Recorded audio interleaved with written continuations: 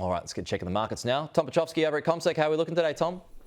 Pete, we're going to kick off in positive territory this morning. Good morning. It'll only be a modest gain, up by around 0.2%.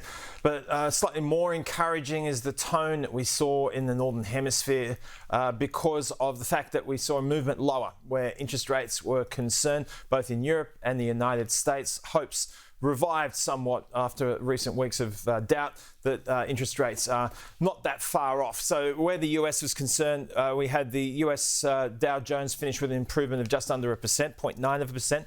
The seventh day of gains for that index. The S&P 500 up by 0.5%, and the Nasdaq up by 1/3%.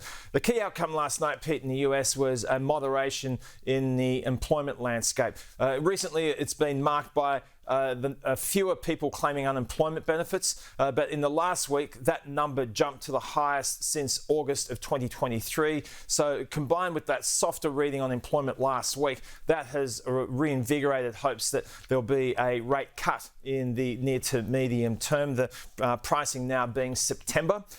So that's what contributed to that move higher in stocks generally. A two-year government bond in the US down by about 3 basis points to 481 in terms of yield. The European markets were also at record highs. In the case of the German DAX, it was up by 1%.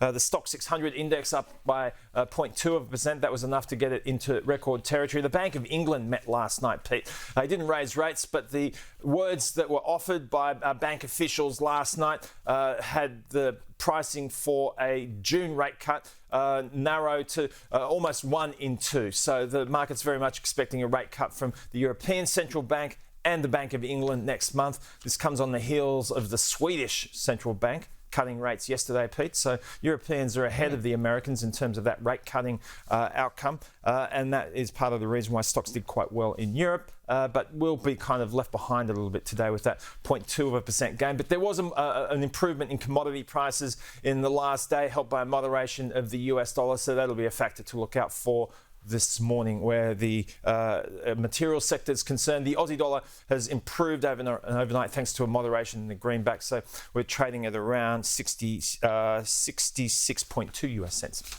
66.2. Got it. Tom, thank you.